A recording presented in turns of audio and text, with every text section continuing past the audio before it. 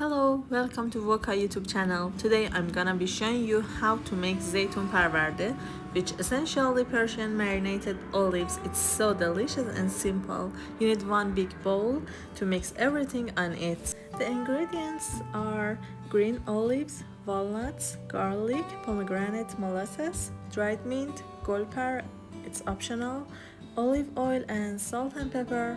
Start by grinding the walnuts and garlic together until you get a coarse paste.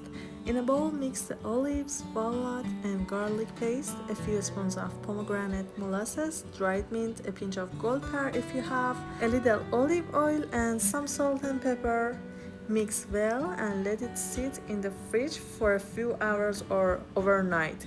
This helps all the flavors blend together beautifully. And that's it, your homemade Zeytoon Parvardeh is ready. Perfect with bread, as a side dish, or even on a snack board. Enjoy! Don't forget to like and subscribe to our YouTube channel for more videos.